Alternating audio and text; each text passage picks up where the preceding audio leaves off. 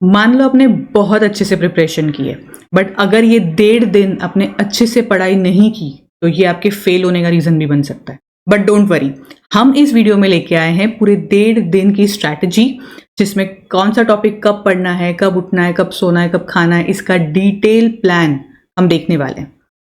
तो आपको ये वीडियो एंड तक जरूर देखना है ताकि आपसे कोई भी चीज मिस ना हो।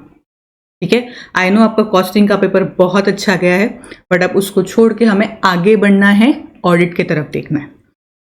सो ये वीडियो स्टार्ट करने से पहले आपको इस वीडियो को लाइक जरूर करना है एंड इस वीडियो को एंड तक देखना है ताकि आपको सारी स्ट्रेटजी अच्छे से समझ में आए। So let's go with the strategy. सबसे पहले आपको 6 बजे, ये पहला दिन जो एग्जाम पेपर कॉस्टिंग के बाद का, अब आपको 6 से 8 आप थोड़ा सा आराम कर लो, बहुत ज़्यादा आपका हेक्टिक हो गया है पेपर। ठीक है, फिर 8 बजे आप बैठो पहला चैप्टर करने के लिए। ठीक है, सो अराउंड जो 4 से 6 मार्क का आता है, छोटा सा चैप्टर है, आपका दिमाग ज़्यादा खर्चा नहीं होगा, तो 1 घंटे में आपका चैप्टर रिवाइज हो जाएगा। फिर आप 9 से 9:30 में आप डिनर या रेस्ट टाइम, वॉक जो भी करना है आप कर लो। 9:30 से 11 में आपको सेकेंड चैप्टर उठाना है। अगेन वो थोड़ा सा सिंपल चैप्टर है और स्ट्रैटेजी एंड प्लानिंग, ओके, जो 8 से 12 मार्क के लिए आता है। ठीक है, 11 बजे आप आराम से सो जाओ, 2 चैप्टर बहुत है आज के लिए। ठीक है, बहुत ज़्यादा हेक्टिक हो जाएगा नहीं तो। ठीक है, फिर आप सुबह उठो 6 बजे, 7 घंटे की आराम से नींद लो। ठीक है, दिमाग ठंडा हो जाएगा। 6 बजे उठना है, 6:30 तक जो भी आपके डेली रूटीन वाले जो भी आपको समझ में आ गए होंगे, ठीक है, चाय पानी ब्रश वश वो सब कर लो। फिर 6:30 बजे बैठो पढ़ाई करने के लिए। फिर 6:30 से 8:30, 2 घंटे में आपको चैप्टर 3 पूरा कंप्लीट करना है। ठीक है, रिस्क वाला जो अराउंड 8 से 12 मार्क का आता है। ठीक है, तो उसकी मेन चीजें, या आपको पूरा वो अच्छे से आपने जो भी चार्ट बनाया होगा, अगर नहीं बनाया है तो मैंने उसका वीडियो ऑलरेडी डाल के रखा है, रिवीजन वीडियो, आपको उसको रेफर करना है। ठीक है, इसमें से कुछ भी आपको नहीं आ रहा है तो उसका मैंने रिवीजन वीडियो डाल के रखा है, तो उसको आपको रेफर करना है। ठीक है, फिर आते हैं 8:30 बजे, ब्रेकफास्ट कर लो। ठीक है, 9 बजे फिर से आपको बैठना है, 2 घंटे में आपको ऑडिट एविडेंस चैप्टर 4 कंप्लीट करना है। ठीक है, जो 12 से 18 मार्क का है, जो सुबह सुबह आपका कंप्लीट हो जाएगा तो आपका बहुत बड़ा पोर्शन कंप्लीट हो जाएगा। प्लस उसके बाद फिर 11 से एक आपको 5वां चैप्टर कंप्लीट करना है, that is audit of items of financial statement, जो अराउंड 12 से 20 मार्क का आता है।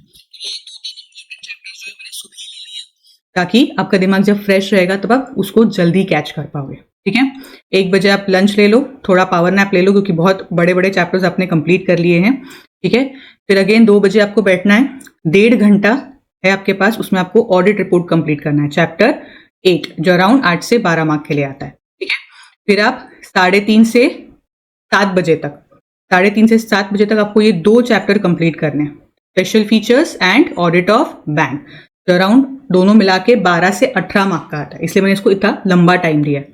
ठीक है, तो आपको ये 2 चीजें 7 बजे तक कंप्लीट करनी है। फिर आता है 7 से 8, 1 घंटे में आपको 11 चैप्टर, छोटा ही है बट अगेन इंपॉर्टेंट, 8 से 10 मार्क का आता है। ठीक है, तो आपको 1 घंटे में कंप्लीट करना है। क्लियर? उसके बाद आप 8 बजे डिनर ले लो, 1 घंटे का वॉक जो भी आपका रेस्ट कर लो। ठीक है, फिर अगेन 9 to 11, ये मैंने एक एक्स्ट्रा 2 घंटे दिए हैं। ठीक है, ऊपर आपका कुछ भी छूट जाता है, ओके, ऊपर आपका कुछ भी छूट जाता है जो आप कंप्लीट नहीं कर पाए हो, ठीक है, आज का टारगेट, तो आपको वो 2 घंटे मैंने एक्स्ट्रा दिए हैं जो आप वहां पे यूटिलाइज कर सकते हो। एकदम टाइम टू टाइम मैंने नहीं बनाया है। ठीक है, कुछ ऊपर नीचे हो सकता है, जैसे 4th चैप्टर हो गया, 9th चैप्टर हो गया, इसको हो सकता है थोड़ा ज्यादा टाइम लगे, तो आप उसको यहाँ इन 2 घंटों में कंप्लीट कर सकते हो। ठीक है, फिर 11 बजे अगेन सो जाना।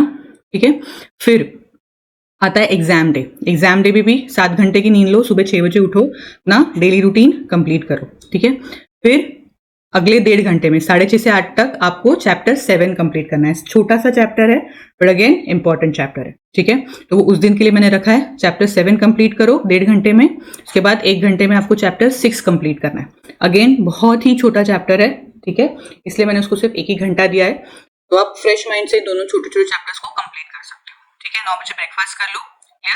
फिर 9 से 12 आपके पास फिर से एक्स्ट्रा टाइम है, बट एक्स्ट्रा नहीं है, उसमें आपको एमटीपी, आरटीपी, केस सिनेरियोज, जो भी पास्ट ईयर क्वेश्चंस, तो ये सब आपको एक बार रेफर करना है कि अगर इसमें से कोई भी क्वेश्चन रिपीट हो गया या कोई भी कॉन्सेप्ट रिपीट हो गया तो आपका छूटना नहीं चाहिए। अब इसको पढ़ना कैसे है? सिंपल, आप आंसर्स पढ़ो। आंसर्स में आपको पता रहता है कि पहले पैराग्राफ में मोस्टली आंसर या जो प्रोविजन होती है या जो कॉन्सेप्ट होता है पहली जो भी पैरा होता है उसमें आ जाता है, ठीक है। तो आपको सिर्फ उतना ही पढ़ना है, पूरा कंक्लूजन, पूरा केस, क्वेश्चन ये सब नहीं पढ़ना है, ठीक है। Just go through with the concept कि कौन से कॉन्सेप्ट पे क्वेश्चंस आए हुए हैं, ठीक है। आपको आंसर में वो कॉन्सेप्ट्स पहले ही 1-2 पैराग्राफ में दिख जाएंगे, ठीक है। तो आप 1.5 घंटे में या जो भी 9:30 से 12 तक का जो टाइम है, 2.5 घंटे में आप वो चीज़ कवर अप कर सकते हो, ताकि एंड में आपका वो भी सब कवर हो जाए, जो भी पास्ट ईयर क्वेश्चन है या MTP RTP है, वो सब कुछ आपका कवर हो जाएगा, ठीक है। फिर 12 से 1 आप लंच लो, तैयार हो जाओ, ठीक है। और अकॉर्डिंग टू कितना आपका सेंटर दूर है, आपके लिए आपके पास इनफ टाइम है कि आप घर से निकल जाओ, ठीक है। तो आई होप बहुत आप क्लियर हो, बहुत मैंने एक्स्ट्रा टाइम भी उसमें दिया है, ठीक है, आपके लिए। प्लस मैं आपको रिक्वेस्ट करूंगी कि कोई भी टॉपिक पे आप जमे मत रहो, ऐसा नहीं कि नहीं मुझे इन डेप्थ घुसना ही है, आपको सिर्फ देखना है, रिवाइज करना है, कोशिश करनी रिकॉल करने की और आगे बढ़ना है। किसी भी टॉपिक पे आपको चिपके नहीं रहना है, अड़े नहीं रहना है, ठीक है।